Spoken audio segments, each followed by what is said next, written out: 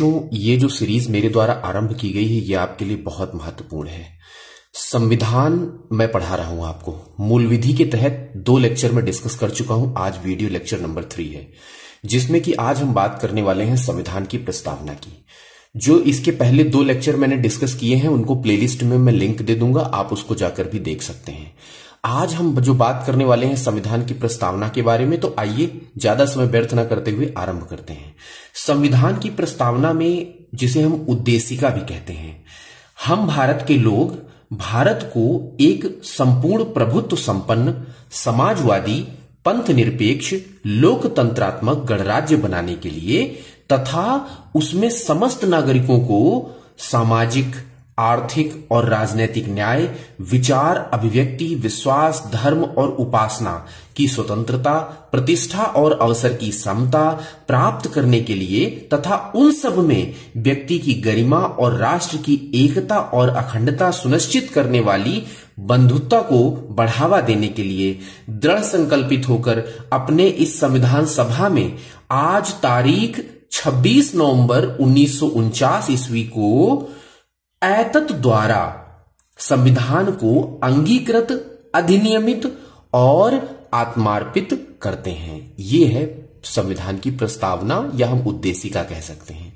संविधान की इस प्रस्तावना को संविधान की आत्मा कहा जाता है। भारत के संविधान की प्रस्तावना किन शब्दों से आरंभ होती? तो हम भारत के लोग, अभी मैंने आपको बताया। भारत एक गणतंत्र है। इसका क्या अर्थ है? भारत में वंशानुगत शासन नहीं है, इसलिए गणतंत्र है।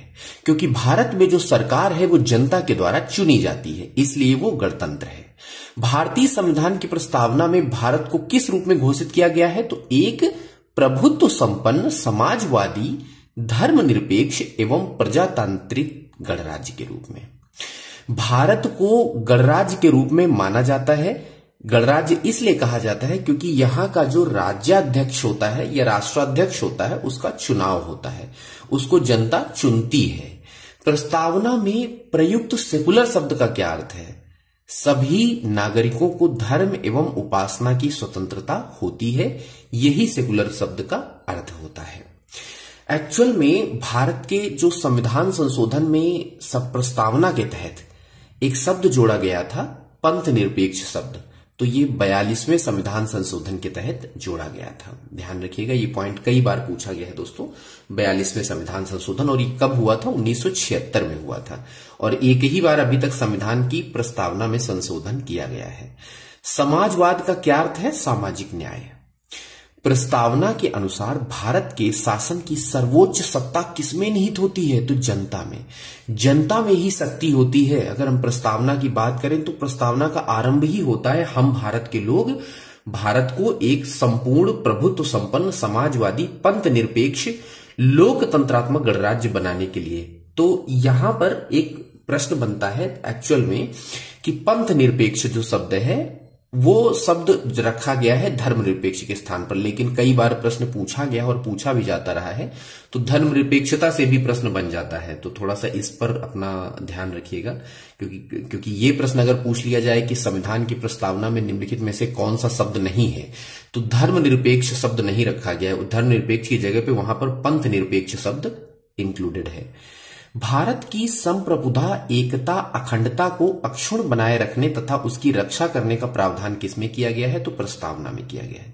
साफ साफ लिखा हुआ है। अब तक प्रस्तावना में कितनी बार संशोधन हो चुका है? तो दोस्तों 42वें संविधान संशोधन 1976 में एक बार संशोधन किया गया था, जिसमें कि पंथ निरपेक्ष शब्द अतिरिक्त जोड़ दिया गया था। आगे बढ़ते हैं। बेरूबाड़ी यूनियनवाद 1960। एक्चुअल में ये एक मामला था जो कि सुप्रीम कोर्ट में चल रहा था। बेरूबारी यूनियनवाद 1960 में आया था। पहले तो यही प्रश्न बन जाता है, और इसमें सर्वोच्च न्यायालय ने प्रस्तावना को संविधान का अंग नहीं माना था। सर्वोच्च न्यायालय ने कहा कि प्रस्तावना जो है वो संविधान का अभिन्न अंग नहीं है, इसलिए विधायिका जो है या संसद जो है प्रस्तावना में संशोधन नहीं कर सकती है। जो संविधान है वो वैसे का वैसा ही रहेगा। उसके बाद बेरूबारी यूनियनवाद 1960 में सर्वोच्च न्यायालय ने निर्णय दिया कि जहां संविधान की भाषा संदिग्ध हो, जहां संविधान में कोई चीज ना समझ में आ रही हो, तो उसका जो रिलेशन है या लिंक है उसको आप समझने का प्रयत्न करेंगे प्रस्तावना से। प्रस्तावना में विधिक निर्वाचन में सहायता करती है। ये प्रस्तावना को आप पढ़ेंगे, उसके आधार पर निर्णय देने का प्रयास करेंगे।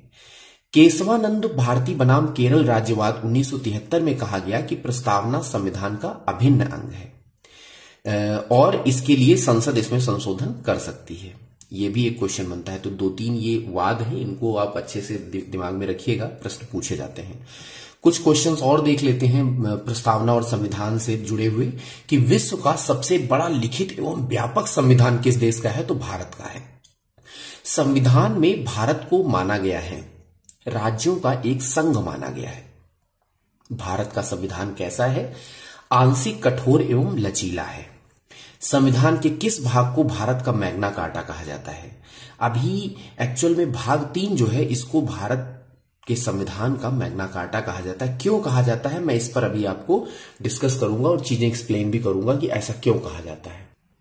संविधान का मैग्ना कार्टा भाग 3 को इसलिए कहा जाता है क्योंकि इसमें मौलिक अधिकारों का उल्लेख है।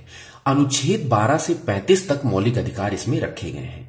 भारतीय संविधान के भाग 3 में मौलिक अधिकारों की विस्तृत व्याख्या की गई है जो मैग्ना कार्टा के समान ही नागरिकों के अधिकारों की रक्षा करता है। इसीलिए इसे भारत का मैग्ना कार्टा कहा जाता है। मैग्ना कार्टा शब्द एक्चुअली जो आया था ये इंग्लैंड के राजा जो थे वो जॉन ने 1215 ईस्वी में एक मैग्ना कार्टा जारी किया था, माफ करना, मैग्ना कार्टा जारी किया था जो कि एक लिखित दस्तावेज था अधिकारों की रक्षा करने के लिए। इसीलिए वो मैग्ना कार्टा शब्द प्रयोग किया गया था। तो भाग 3 को कहते हैं। संविधान के मूल प्रारूप में राज्यों के 4 प्रवर्ग का, खा, गा, घा ये प्रवर्ग कब समाप्त किए गए थे? तो 1956 में। ये प्रश्न याद रखिएगा। 4 अलग अलग राज्यों के प्रवर्ग बना दिए गए थे लेकिन उनका यूज नहीं होने के कारण उसको 1956 में पूरी तरह से समाप्त कर दिया गया।